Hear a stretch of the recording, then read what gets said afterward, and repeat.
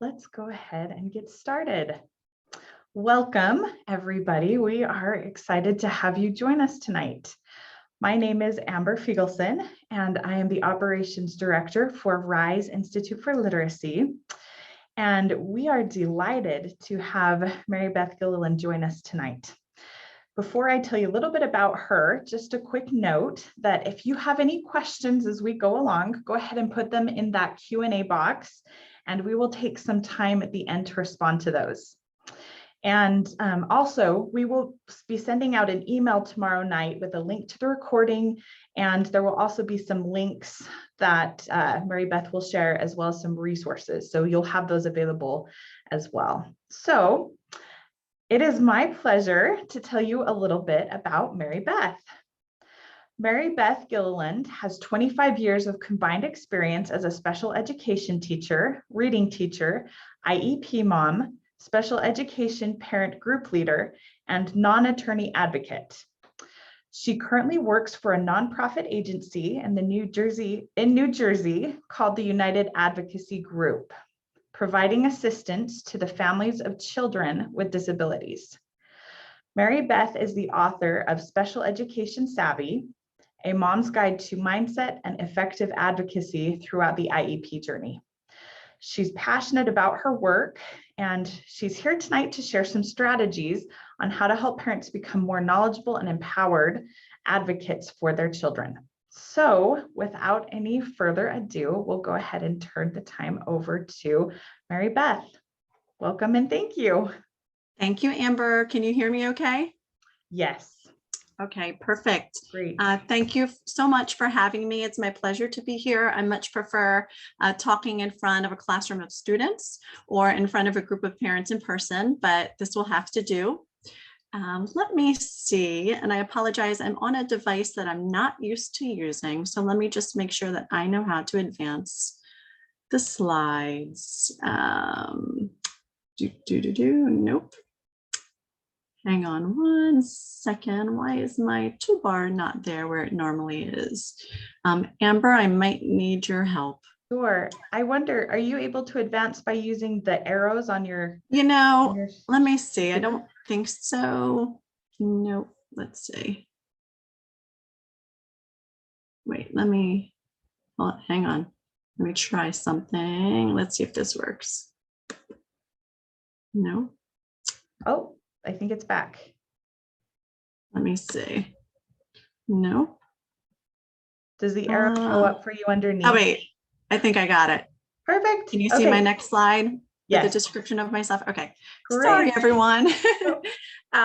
So clearly I'm not a technology teacher or expert. But no, again, thank you so much for having me. Amber did a really nice introduction. I just want to give a few disclaimers before I do any kind of presentations like this. I am not an attorney, so I cannot interpret the law or help you apply it to your case specifically, but I can assist you and share my personal experiences helping families advocate for their children. If you do wish to speak to an attorney about your case, you definitely want to look for someone with experience with education law. So I wanted to put that out there. As far as my training in advocacy, I was trained through COPA, the Council of Parent Attorneys and Advocates, and I completed their special education advocacy training. So that's my formal training. But like Amber said, I have a lot of personal experience, both in the classroom as a teacher and as a parent, but that is my formal training. The other disclaimer I want to give is that there's federal law when it comes to special education and rules and regulations, and then each state takes that federal law and adapts it to their own needs, and they have their own state regulations, or you might hear it called the state code. So when I'm talking in the presentation today, I'm going to keep it at the federal level because I believe there's people joining from all over the country. But definitely look into your specific state to see how some of the things I'm going to talk about are applied and if there's additional information provided. Okay, so let me see. I changed it once. Let me see if I could do it again. Okay. Nope. Hold on. There we go. Okay. Oh, now it's too much. Hang on. I'll get it, I promise. Let's see.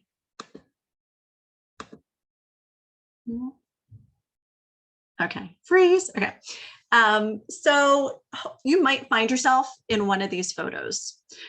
This is when I talk to parents about how they're navigating the journey with a struggling reader. These are some of the emotions that are conveyed. It might be worry, like on the first parent. It might be frustration. It might be overwhelm. It might be worry, concern, sadness. And then the last picture, it might also be anger. And what I wanted to mention is these are all normal.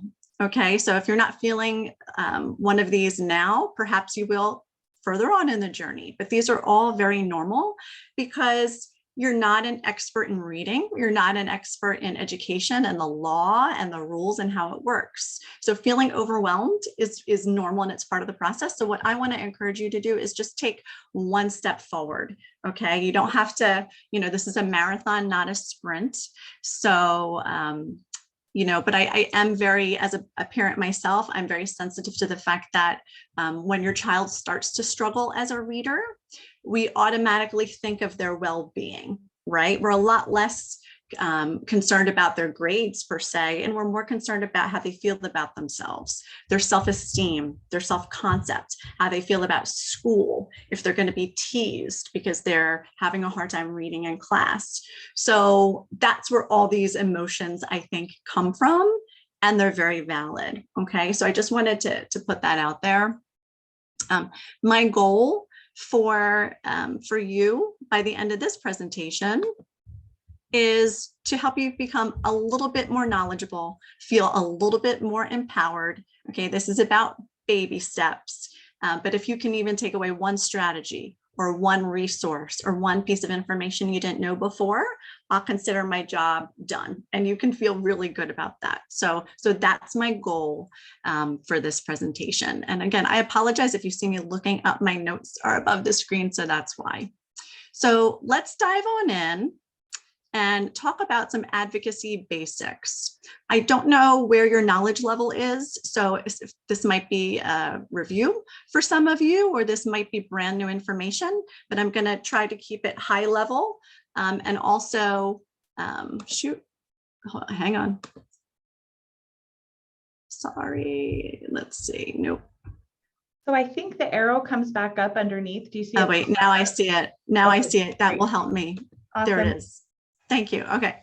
So I want to keep it high level, but also dig deep as we go on. So wherever you are, I think you'll find this useful. So some advocacy basics. You're going to want to become as knowledgeable as possible to help your child. And when I say knowledgeable, I mean about their disability, about the difficulties they're having as a reader, and also about the education process, the special education process. So those are two different things that you're going to be learning about. Okay, because a knowledgeable parent is a great advocate for their child. A lot of parents describe the whole experience of learning, though, as drinking from a fire hose, because there's so much information out there. There's so many websites. There's so many books. Where do you start? So at the end of the presentation, I have a resource list of some great places to start. And then I can give you additional information on where to go deeper if you'd like, but try not to get too overwhelmed. Again, one step forward is the goal here.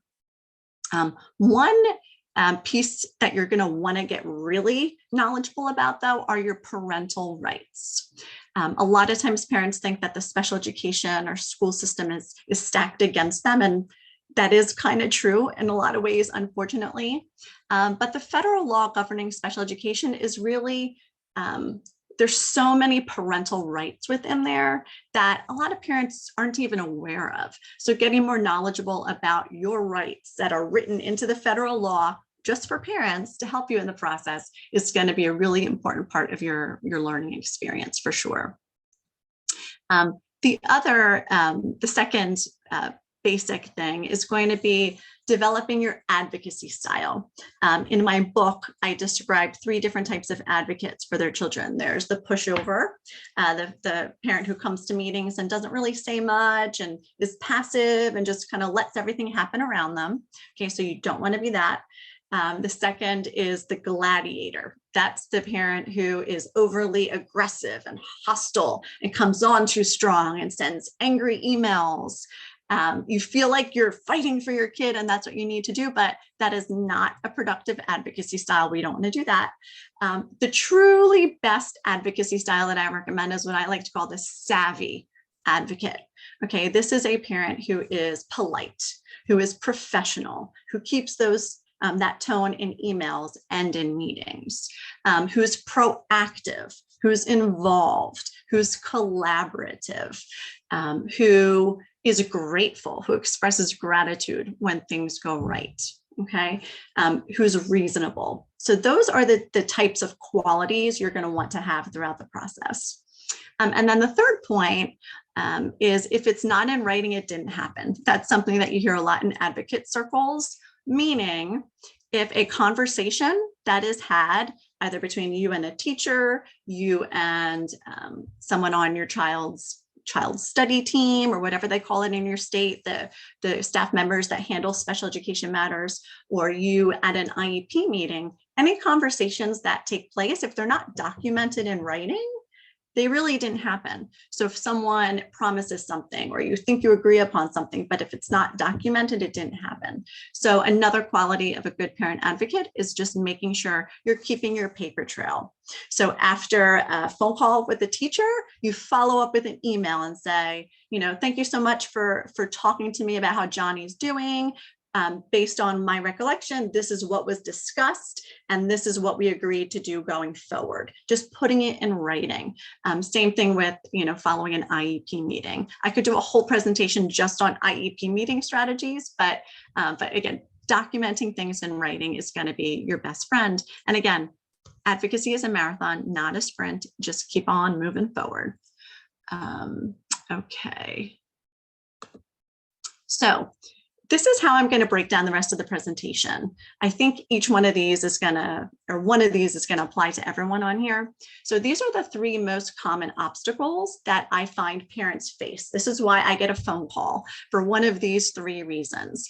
Either the school is refusing to evaluate their child. So perhaps your child is just starting to struggle with reading or starting to get some intervention in school, but refuses to do a full special education evaluation. And that's frustrating for parents because they want to get to the root of what's going on. So maybe that's you. Maybe your child was evaluated. You got through that first hurdle, and then you had the eligibility meeting and they said, nope, sorry, your child's not eligible for special education.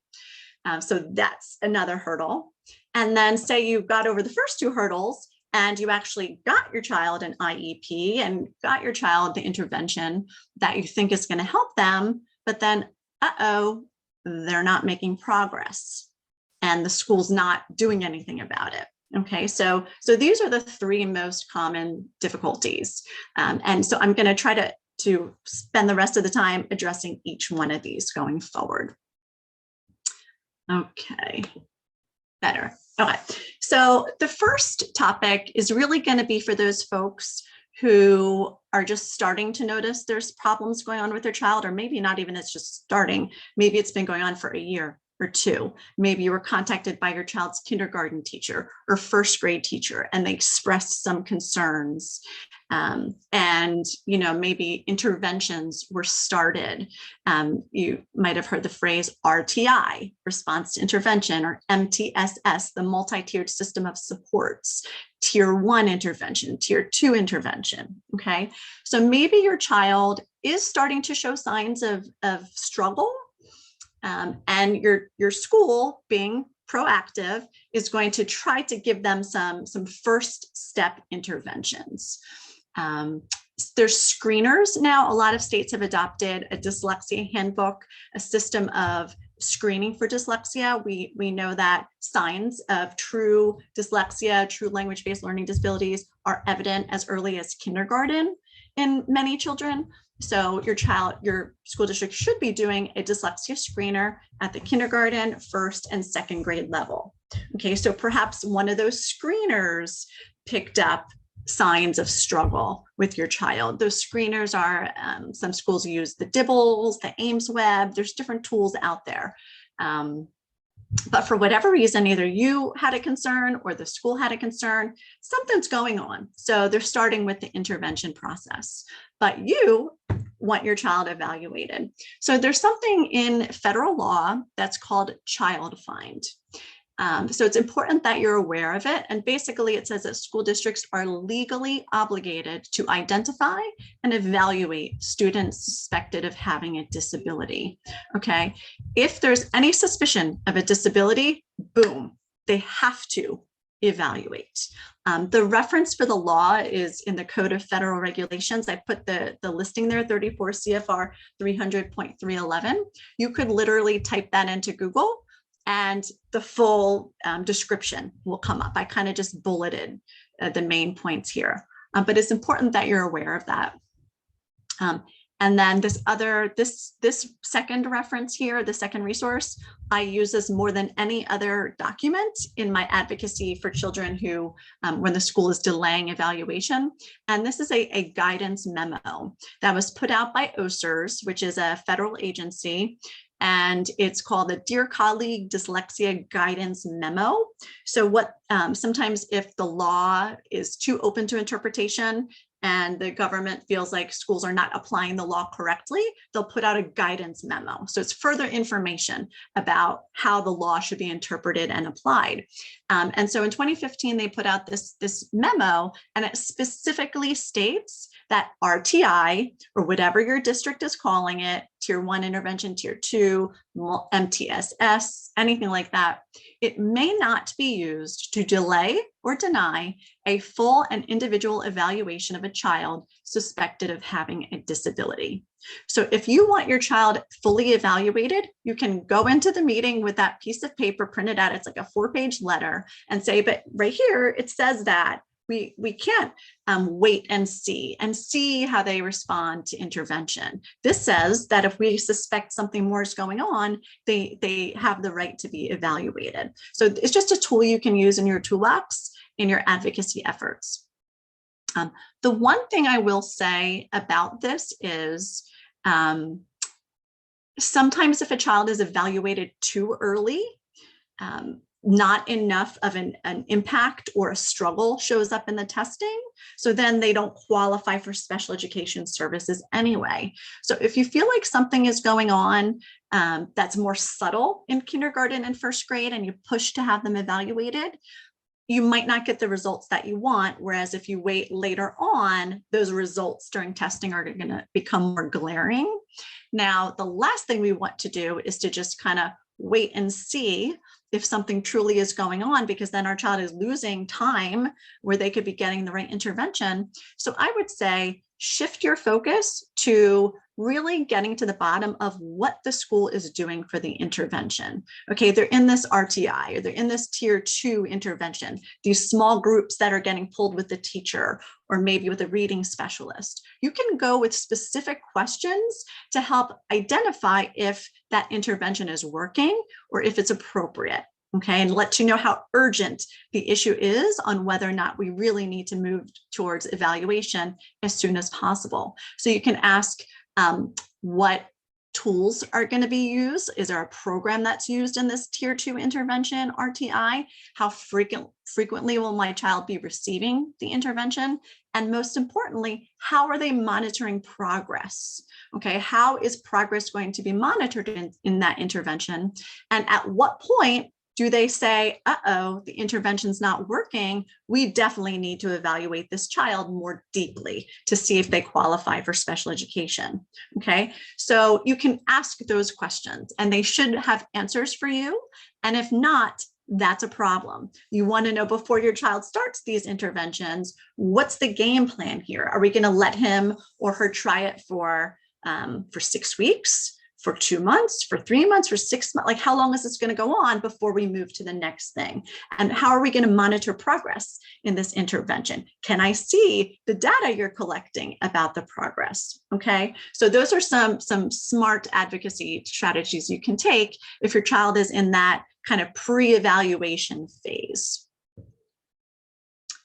Okay, so once we got over that hurdle and they have agreed to do an evaluation, I want to talk a little bit about the classification category in the law that a lot of our kiddos are going to fall into. It's the specific learning disability category. Now, there's 14 different classifications that children with disabilities can be placed under. But this is the one where kids with dyslexia, language-based learning disabilities, written expression disabilities, dysgraphia, this is where those kiddos are going to fall. So I wanted to point out two pieces of the law that are important on this slide too. Specifically, dyslexia is mentioned in the federal regulations as an example of an SLD. For a long time there was this big push in some places to just not mention dyslexia in IEPs. We can't diagnose dyslexia. We're not clinicians. We're not physicians. We cannot say dyslexia. We're just educators. But if you look at the federal law, dyslexia specifically is mentioned. So I want to talk a little bit about the medical model versus the educational model. Okay, you can go to a physician or a neuropsychologist, someone like that, and get a diagnosis of dyslexia.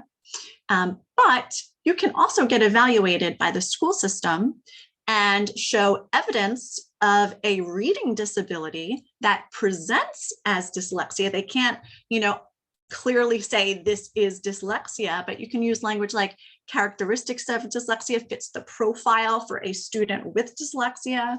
And they can still treat, they can still provide the interventions that child needs, even if they don't have an official medical diagnosis. Okay, so I wanted to mention that.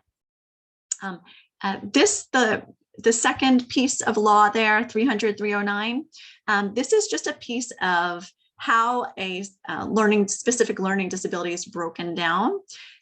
It's a child who is not achieving adequately for their age or meeting grade level standards in one or more of the following areas. So it could be oral expression, listening comprehension, written expression, basic reading skills. So that might be where your kiddo falls. Reading fluency skills. If your child has dyslexia, reading fluency is something that most dyslexics struggle with. Even if they master decoding, fluency still is a little rocky. Reading comprehension, math calculation, or math problem solving. Okay, so these are the categories that a child could be classified under. But it's important that the law also says there's some exclusionary factors. So if a child has not received adequate math instruction or reading instruction, then they wouldn't be able to be classified. And that's a student who has been absent frequently or for whatever reason moved around a lot, was homeless, didn't get instruction for a few years, and then they come to third grade and they can't read. Well, do they have a disability or is it just a lack of instruction? So that's mentioned. Other disqualifying factors are if a child has a visual problem, a hearing problem, an intellectual impairment, or learning a second language needs. Okay, so there are some exclusionary factors in there. A lot of districts in New Jersey, where I'm from, use what's called the discrepancy model. So once the testing is done, they take the child's full scale IQ. So that's their aptitude. And then you take their achievement scores in a standardized test battery and you compare the two. So this is what the child should be able to achieve intellectually, cognitively, but on their reading or their writing or their math, this is where they're achieving. So if there's a big enough gap numerically between those two things, it's called a discrepancy. And a lot of districts in New Jersey specify you need to have X number of points separating those two scores on standardized measures. And if you have that, boom, you now are qualified as having a specific learning disability. So a lot of districts look at it very black and white. However, in the federal law, it says that that should not be the only criteria. You can use that, but there's other factors that also should be taken into account, i.e. the child's response to intervention. So if they were in tier 1, tier 2 interventions, did they make progress? Did they respond? If not, could be because there's a disability going on and they could qualify for an IEP that way. But generally, that IEP team really needs to look holistically at the whole profile of the child, their strengths and their weaknesses as a whole, and determine if they fit into the mold of a child with a specific learning disability. So there's a lot of gray there and a lot of open to interpretation, and that's where problems come in and why advocates are needed sometime. But you're looking for patterns of strengths and weaknesses. But if this is where you are, I definitely recommend pulling up the law in these two places. Again, just Googling that link or that code, part of the Code of Federal Regulations, and you could read it in depth, okay?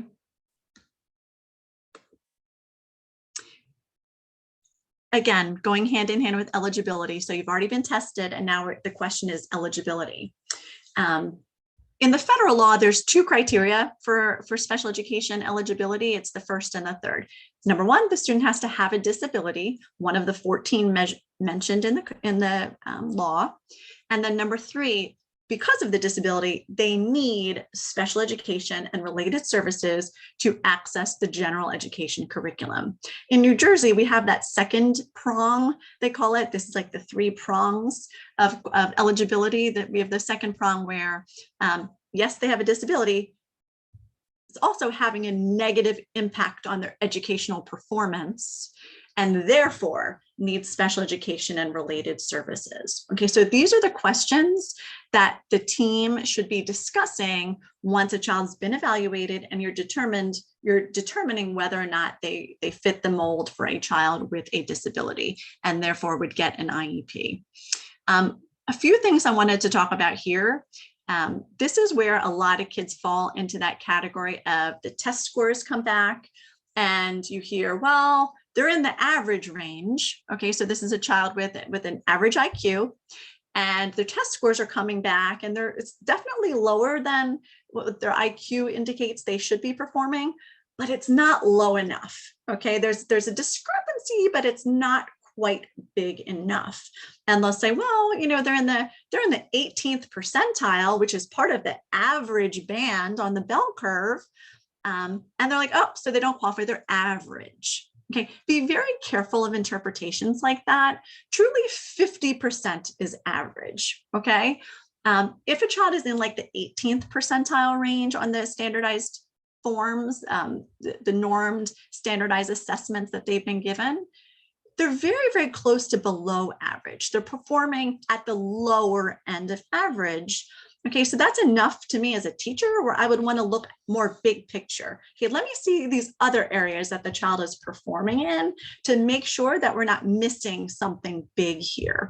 Okay, so don't let the school just say, well, they're in the average range, we can't help you. Sometimes you need to dig in a little bit deeper. The other thing you'll hear sometimes is, well, their grades are fine, so they're accessing the gen ed curriculum. We don't need any special education, okay? The thing about that is grades are subjective, okay? Especially in kindergarten, first grade, second grade, it's highly subjective. So you can throw that out the window. It's part of the big picture, but that should not be the deciding factor on whether or not a child has a disability and requires special education. You wanna look at it much more big picture. Because what happens, and I think as parents, going back to that first slide, when we're worried about the child's well-being, if a child is not identified and not given the appropriate intervention at a young age, what happens is they start to struggle more and more as time goes on. Kids who are bright, kids who are cognitively average or above average, bright children, they can hide it and compensate pretty well when they're in kindergarten, first grade, second grade. They do good in their grades and they do okay on the tests because they're so bright. Their comprehension skills or listening comprehension skills are so strong that they compensate and they're not sticking out compared to their peers. But what's going to happen as you go up in the grades is that gap is going to start to widen. That feeling that you're feeling different from your peers, something is wrong with the way you're reading, gets bigger and bigger. And the most sad, the saddest tragedy that happens is kids start to internalize those feelings. They start to exhibit behaviors, perhaps. Perhaps they're acting out in class to avoid reading or writing or whatever's hard for them. Perhaps they develop anxiety symptoms. Perhaps they they just avoid, they're the type of kid that's always raising their hand to go to the bathroom. Okay, like those are the dangers of what can happen. The other thing I see a lot are like lack of attention, right? I feel like sometimes kids are misdiagnosed as having an attention problem, but really they're just like looking around the room and antsy because the work in front of them is really, really hard. Cognitively, their brains are working in overdrive to try to read the words and decode that. They're exhausted. They need a break. So that can present sometimes as inattention, lack of focus, fidgety. So those are the bigger picture dangers that I think we need to be aware of, and we need to have conversations with the school team about and have them report, are you seeing any of these other things going on that could indicate there's more of a need? So that's eligibility in a nutshell. What you can do also in the meantime, if they're still saying no, if they're still downplaying your concerns, bring in your own data to show them your concerns. Bring in the video you took of your child reading a grade level text at home with you and struggling, or the tears that come afterwards. If the child's working with a tutor privately, bring in the tutor's information. Okay, so you need some more pieces of evidence, so to speak, to prove your point. If the school team is just like, no, they're not disabled enough, there's not enough of a need at this point. Okay, but the biggest tool that you have in your toolbox, if eligibility is a concern, is the IEE. Okay, an IEE is an independent educational evaluation. So anytime a school conducts an evaluation of a child, and the parent disagrees with it, maybe you disagree with the results of it, you disagree with how comprehensive it was, you don't feel like enough aspects of your child's development were looked at for whatever reason, you are not happy with the evaluation, you can request an independent evaluation. Just so you know, though, you're going to get one of two responses. Okay, if you put in that request for an IEE, and again, this is, I forgot to mention, this is at public expense, meaning the school district has to pay for it. Okay, they're either legally, they have to respond in one of two ways. They either have to agree to pay for it. They'll give you a list of evaluators. You can present an evaluator you would like to look at your child. Okay, so that's one response. Or they're going to say no and file for due process. Okay, so if they do not grant your IE, they have to file for due process against you. Don't be too scared about that. In my experience, that rarely happens because the cost to go through due process and all of that is more than what it would cost for them to do the evaluation. So most times districts will just agree to that independent evaluation. But just, I want to make you aware that it is possible. Worst comes to worst, though, if you're not interested in going to due process and it's not a hill you want to die on and you have some other ideas in the meantime, you just withdraw your request and you don't have to go to court or due process over it. Okay, so don't be scared to utilize this right that you have to request an IEE. Okay, the two types of IEEs that I would recommend if your child has any type of signs of dyslexia, reading difficulty, is a neuropsychological evaluation or a comprehensive reading evaluation. Okay. Oftentimes I find when the school district does their testing, it's kind of like they skim the surface, but they don't do a deep dive into all aspects of the reading. So they're not looking at everything from phonemic awareness to fluency to decoding to rapid automatic naming. Like all of those subtests sometimes are not done.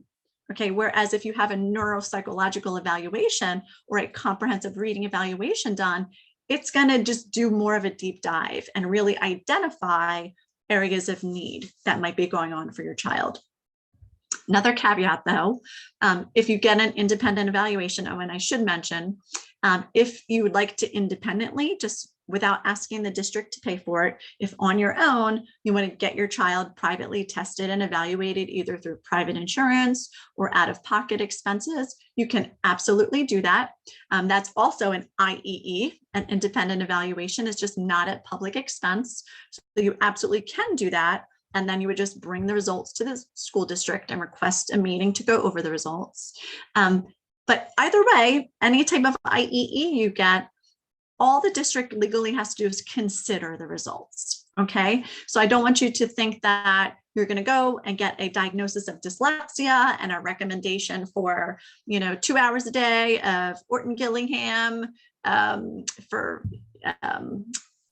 a big recommendation, and then the school automatically has to do that. That's not the case. All the school team has to do is consider any information that you provide. Okay, so sometimes that's another hurdle to jump over. And, at that point, working with an advocate could be really advantageous in how to get around that. But I wanted to make you aware that an IEE is on the table. I find that neuropsychologicals are also very valuable when it comes to kiddos that are presenting with different comorbidities. So a kiddo that also has ADHD, a child that is showing some signs of difficulty with executive functioning, with attention, with memory, processing, anything like that. The neuropsychologist is going to be able to take a deep dive and look at all of those things. So if it's just a straight up reading concern, I would say you can get by with a comprehensive reading evaluation done by either a reading specialist or a psychologist, a school psychologist who has training and expertise in reading. Not all of them do. So you're going to want to make sure the person they're either a reading specialist or has extensive background with reading disabilities. But really the big shebang, the one that's going to cover everything, is that neuropsychological evaluation. Okay, and again, I'm just checking up there at my notes to make sure I don't forget anything. Okay, so now those are the two hurdles of child they don't want to evaluate. The second hurdle, okay, they're evaluating, but they're not finding him eligible. Now we're going to talk about the child that has an IEP, but is not making progress. So it's not a good IEP. So there's a few reasons for that. Could be that the intervention that they're providing is not being implemented with fidelity. Fidelity is a big buzzword that you've probably heard in the dyslexia, learning disability circles, but perhaps the instructor or the teacher was not fully trained in the method properly. They didn't get the right amount of training. Perhaps the program is supposed to be given daily, but your child is only getting it 3 days a week. Okay, it's not being implemented with fidelity. Perhaps before your child moves on to the next level of a program, he or she needs to attain mastery of a skill. But because they're in a group, they're getting moved along to the next step with the group, but your child still hasn't mastered that step. It's not being implemented with fidelity. Okay, a lot of these programs you can only advance if there's mastery shown. Okay, so it's important to dig into why they're not making progress. Perhaps an increase in frequency is needed, more days or intensity, so more sessions, the length of the session perhaps. So more, perhaps they just need more of the intervention they're already getting. Perhaps a different intervention altogether is needed. Perhaps the child has, problems with decoding, but they also have problems with phonemic awareness, which is even a more foundational skill. Perhaps they need to be working with a speech language therapist with that. Or perhaps there's more instruction. So maybe a supplemental intervention is needed at the same time, or maybe the approach that was being taken just is not the right fit.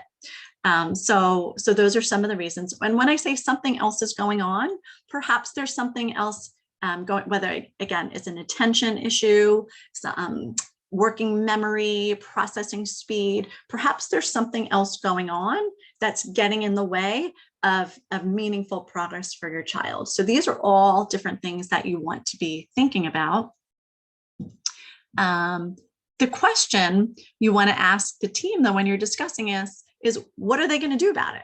Okay, they're not making progress. So what are they going to do about it? You're not going to just let it slide and say, woohoo, my kid has an IEP. I'm just going to sit back and trust that the school is going to take care of everything. I wish that was the case. Sometimes it's the case, but sometimes it's not. So your job as an advocate is just starting when your child has the IEP, because now you need to stay on top of the progress. You need to hold the district accountable for really meeting your child's needs and making progress. It's a lot of work to be an advocate for your kiddos, right?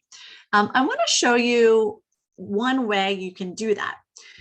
So progress monitoring is the thing, especially when it comes for all, I mean, I work with families with all types of children with different disabilities, but when it comes to dyslexia and reading, you can see progress over time. It can be quantitative. You can see their improvement in reading fluency. You can actually collect data and chart the progress and see with your own two eyes if the intervention is working or not. Okay, so you're going to want to find out how and how often your child's progress is being monitored.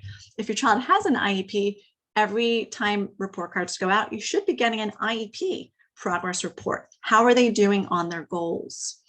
Don't just take their word for it, though. If they give you that progress report and say, they're making progress, Johnny is making progress. Thank you, but show me the data to support it. Okay, I want to see the numbers to back it up.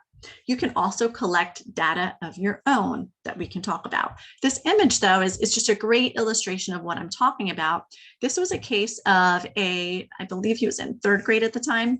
And no, I'm sorry. Yeah, 3rd going into 4th grade.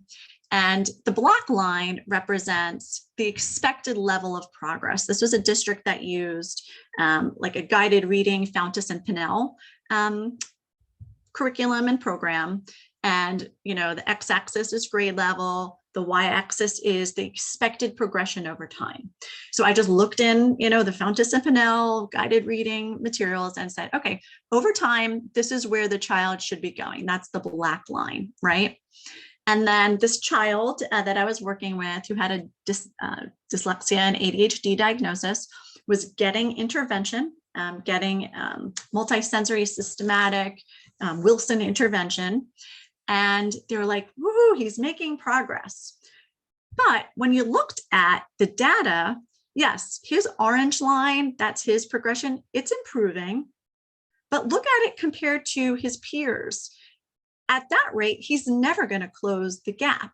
The goal of special education for kids with learning disabilities is to close that gap between their performance and their peers.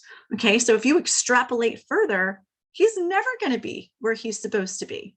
Okay, we were using this to show at the time he was only getting intervention, I think 3 days a week. We wanted him to be getting it 5 days a week, one-on-one. We didn't want him in a group. We wanted him one-on-one with the teacher every single day. So we were looking for an increase in intensity. And when we showed them data like this, it presented in this way, something needs to change. Increased intervention is needed. So this can be super, super powerful. So get knowledgeable about how they're monitoring progress.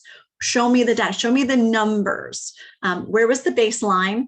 Where was he starting with his decoding skills, sight words, reading fluency? And then show me after the first marking period, where is he? After the second mark, where is he? Where is he supposed to be according, and really look at that data and have those conversations. Okay. It's funny that I'm leaving the IEP till almost the end of the presentation because truly the IEP is your #1 advocacy tool, making sure your IEP is really well written and is doing everything it's supposed to do. And again, I could do a whole 5 hours on the IEP itself and IEP meetings and how they're supposed to go. But I wanted to focus more on kids with reading disabilities and what's the most essential. Make sure in their present level section, all areas impacted by the disability are mentioned, and there's a baseline performance for phonemic awareness, fluency, decoding, word recognition, comprehension, spelling, all of those skills. We know where the child is today in all of those skills, right?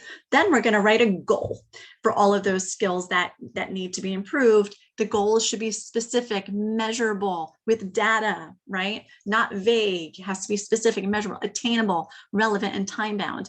By the end of this school year, the child will go from increase his reading fluency level by 25%. It's something that's quantitative and numerical, so we can measure it.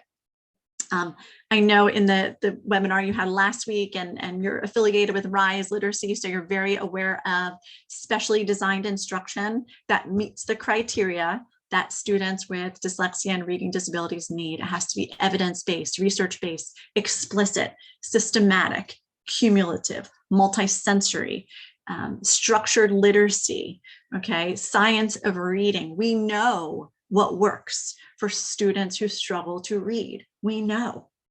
Other disabilities that are out there that I help families with, it's not as clearly defined and clearly known beyond a shadow of a doubt what works. We know what works. Now let's give the child what works with a knowledgeable, educated teacher, give them the amount that they need, monitor their progress, and woohoo, we're going to get a reader. So you want to make sure that the intervention that's in there meets all of that criteria. One of the resources that I'm going to mention in a second, there's a great list of modifications and accommodations that are perfect for kiddos who struggle with reading. Technology could be your best friend, especially as your child gets older. So books on tape, text to speech features, speech to text features, and then written notice. I'm mentioning it at the bottom, but it is super important legally and from an advocacy perspective. At the end of the IEP meeting, anything that's agreed upon needs to be documented. In New Jersey, it's actually within the IEP, the written notice. In some states, they give you a separate document called written notice, but it should list out if you as a parent made a request and they said no. So if you're requesting increase in intervention, if you're requesting a different intervention, you're requesting more evaluation, and they say no, they should give you written notice that explains why. What data did they use to back up their reasoning for saying no? All of it should be written in that written notice. So, it's not like they could just say no and bye-bye, that's it. No. Get it in written notice. That's going to become very important down the road if you ever want to pursue it legally. Okay. And then the parent concern section of the IEP. That's where you can voice your concern, voice your opinion if you're not getting really what you want at the IEP table. Okay. A few of my favorite resources, I definitely want to leave some time for questions. But I know RISE Literacy puts out a really great, I think it's like a 4 or 5 page little pamphlet, like a dyslexia handbook, like what to do first, where to go. That's a great resource. These are my 3 favorite books that I recommend for overcoming dyslexia is like the Bible of helping parents understand it, educators for that matter, understand dyslexia, the roots of it, what's happening in a dyslexic child's brain. Kelly Sandman Hurley wrote a book specifically on dyslexia advocacy. So check that out. That's great. Richard Selznick wrote a book, What to Do About Dyslexia, 25 Essential Points for Parents. What I like about that is it's very parent friendly. It's easy to read. It kind of boils, down a lot of these basics for you. So you have like a guidebook. Oh, I need to do this now. Oh, this is what this means. It's a nice reference. My favorite websites are down at the bottom. The International Dyslexia Association. If you go to their website, go to families, there's a tab at the top, families, and then go to fact sheets. There is a ton of resources there whether it's advocacy related or just understanding dyslexia related. But that was like a treasure trove that I discovered recently that I'm going to send all of my parents to, because it's so much good information. Rights law is kind of the gold standard for any kind of advocacy type questions related to all types of disabilities. The parentcenterhub.org has some great articles as well.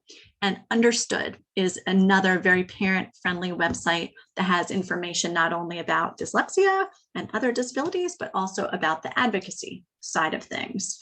Because at the end of the day, a knowledgeable and empowered parent advocate is truly your child's best advocate. You can hire someone, you can call a bunch of people, but nothing is going to be as good as having a knowledgeable and empowered parent in their corner backing them up.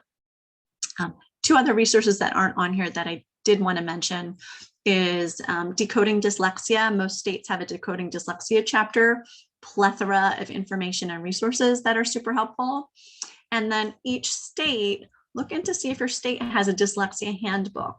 I know New Jersey put one out a few years ago, and it is so helpful. So those are some really good starting points.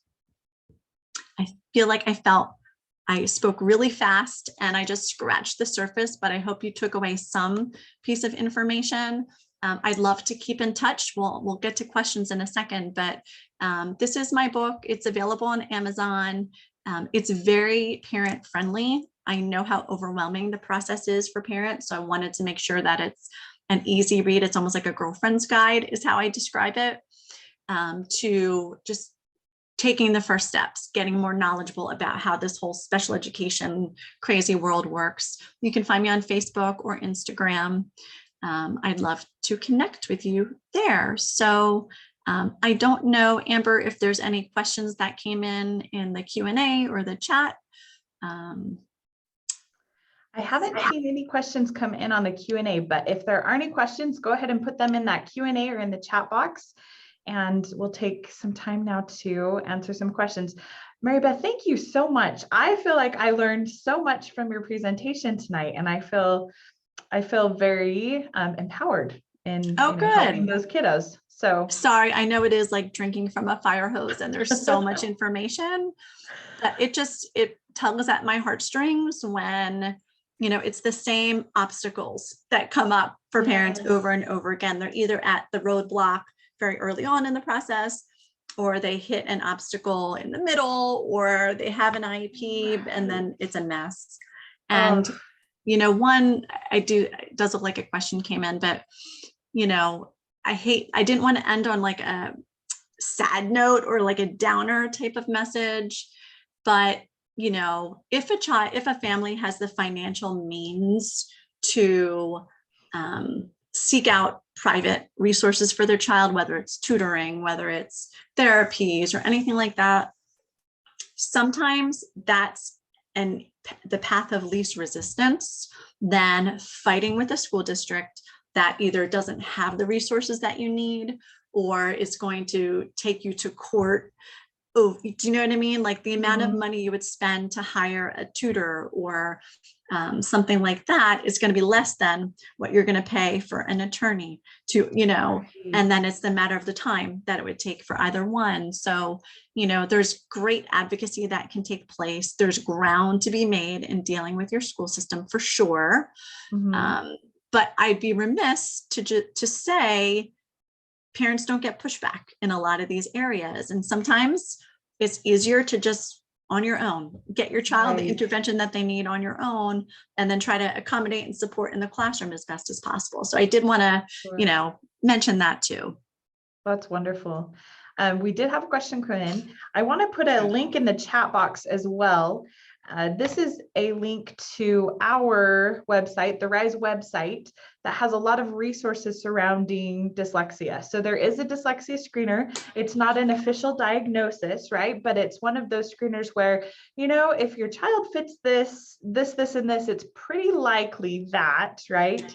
That they either, have dyslexia or, something similar. So once again, we don't diagnose, but we have found that there are similarities that you can kind of take a look and say, this might fit. There's also the guide to dyslexia that you mentioned, Mary Beth. It's also on that site as well with that link. So, okay, so let's take a look at this question. So she says, hi, Mary Beth, I have spoken and worked with you before. What do you do when your child is making alleged progress, but now the district wants to take away his services? Good question. And it's hard giving out advice like this because every situation is so unique. And I would have to kind of look at everything that's taking place. But a few things that can apply no matter what. I like the person used the word alleged progress, right? Or they say they're making progress. Well, first thing, you want to see the progress, right? So if they're saying your child's making progress, show me that they're on grade level. Show me that they truly are where they're supposed to be. Because if you have them at home and they have a grade level text in their hand and they're still struggling through it, you can take a video of that, bring it to the meeting and say, here, doesn't look like he's reading on grade level just yet. So that's one thing you can do. The other thing to be aware of, before a child is released from special education, it's not like you can just go to the meeting and say, oh, they're good, no more special education. There has to be an evaluation that takes place to show that they no longer qualify for services. So make sure that that's happening. Make sure that it's a comprehensive assessment. If they do that kind of exit of special education evaluation and you disagree with it, if they're saying it shows your child no longer qualifies, but you think they do, that's where the IEE would come in. Okay, so that's, and that would kind of freeze the process while that IE is getting, you want to make sure that that's the case, that they'll kind of put off the eligibility determination until the IE is gotten and discussed and all of that. But don't take their word for it, right? Show me the data that shows that's the case. At the end of the day, though, kids with reading disabilities, dyslexia, whatever you want to call it, they might rely on accommodations for the long term. Okay, they might rely on books on tape, things like that to help supplement their reading. It might take them longer to get through reading assignments than their peers. They might need extended time on things. So if they're saying if the district's saying they're making progress, no more intervention is needed. Okay, show me that they've achieved mastery of the program. So show me the data. And then, okay, but what accommodations are they still going to get to make sure that they don't slide back, to make sure that they keep going in the right direction? So I hope that answered the question. It sounds like I had spoken to the person. So my contact information, feel free to reach out and I can give you even more specific to your case guidance too. Wonderful. Great. Oh, okay. She says, thank you. Okay. You're welcome. Wonderful. All right. Well, thank you so much for joining us, everybody. And a special thank you to Mary Beth. Thank you. This has been such a wonderful experience to have you with us. My pleasure. Thanks for having me.